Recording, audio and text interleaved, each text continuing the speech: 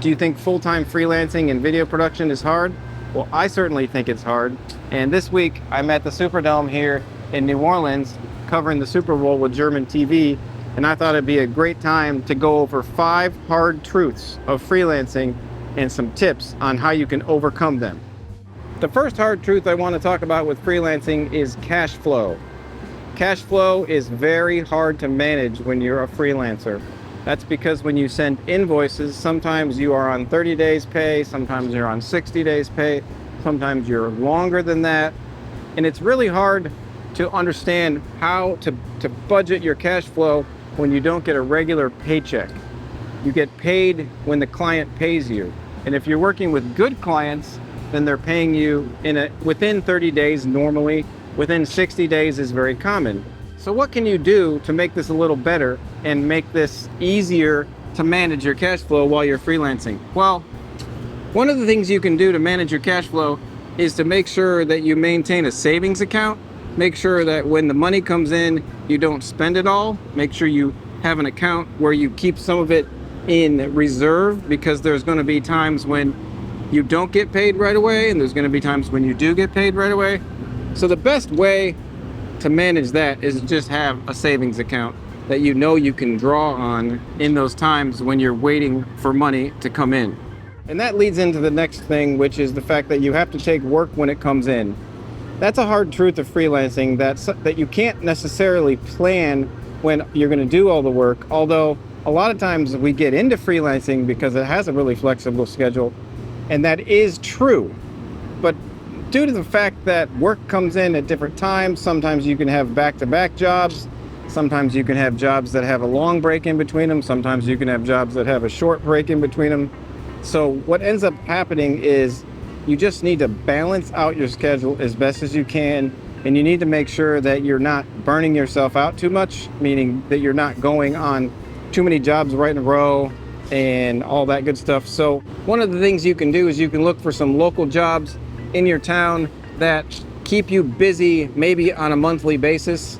For me, that's the Indiana Pacers, because I work for them a few times a month. I'm on their regular in-house crew, and then I'm also on an in-house crew for the Indy Ignite volleyball team. They're a professional volleyball team near where I live, and I end up doing that on a frequent basis. So you can even out some of these lulls by taking some jobs that are recurring.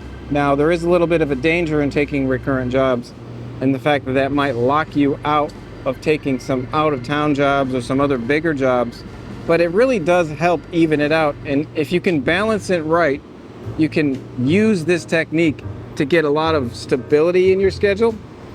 That's what I do for it. The other hard part about freelancing is managing your mental health. Now, it's very easy to compare yourself to other people. It's very easy to feel a little bit lost when you see friends and colleagues and other people that you work with doing other things that maybe you think you should be doing. Maybe someone gets a camera job that you think you should have, or maybe someone's doing a project that you really feel like you should be doing instead. And it's hard to deal with jealousy.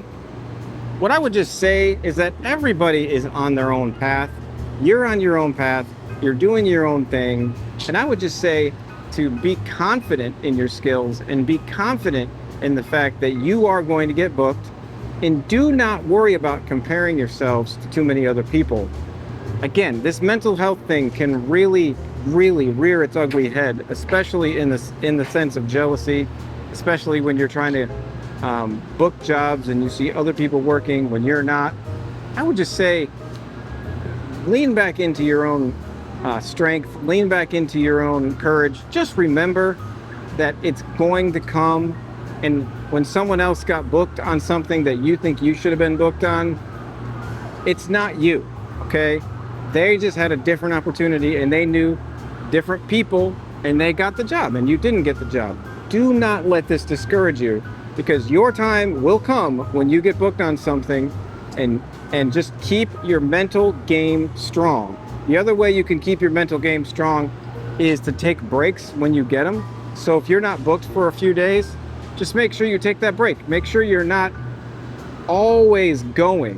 When you get a break, take the break. There's no glory in not taking a break. Your mental health requires you to take a break. Your mental health requires you not to get jealous and not to compare yourself to other people. Another problem that you run into when you're freelancing is gear acquisition. Now, I recognize that you need gear to do the work. I'm not saying you don't. What I'm saying is a lot of times we justify expensive gear purchases based on some prospect of a job that we don't even have yet.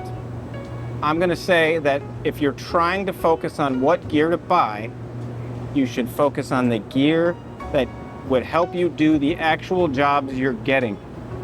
We're not looking to buy gear in the hopes that a client will book us. We are getting booked, and then we're buying the gear to do the job, or renting the gear to do the job. You don't have to buy everything, and you can't buy everything, because trust me, I've been doing this for 25 years. I've been acquiring gear for 25 years. I do not have everything I need to do the jobs. I have to rent, I have to borrow. It's okay to not have everything. Do not go into this trap of I have to buy absolutely everything that I'll ever need to do the jobs. You will never get there. I can promise you, you're not going to get there. The way that professionals do it is that they book jobs and then they look for the gear that they need to do the job, either by renting it or buying it. This will help you to not go broke, because if you go broke buying gear, you have an expensive hobby. If you buy gear to do jobs you're getting hired for, you're a working professional. The last thing that I'm going to say that makes freelancing really hard is the fact that your friends and your family are not going to understand. You're going to get some blank stares sometimes when you tell them what you do, where you're going, how much money you're spending on this, that, and the other thing. And trust me, they're just not going to understand. It's very difficult to find other people that understand. And generally speaking, the other people that understand are either other small business owners or other freelancers that are out there doing similar things. So just keep in mind that you don't need everybody to understand. You just don't, okay? You need to stop feeling like you have to explain everything to everybody. You know what you need to do. You've got a gut feeling about this, that, and the other thing, and just follow the path that's before you, and don't worry about everybody trying to understand, okay? You're gonna find people that understand when you network and you meet other video production people. Those are the people that are gonna understand. Those are the people that are gonna get it. Those are the friends that you can talk to about the struggles of freelancing, because a lot of people just don't get it. So as I wrap this up on things that are hard about freelancing, I just wanna encourage you to stick with it. You can do it, okay? As I'm here at the Super Bowl, I'm just reminded that it's all about the people that we meet along the way. It's all about the journey that we have.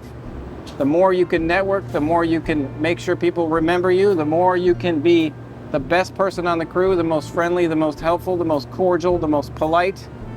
You will get rehired, you will get referred to do other things, okay?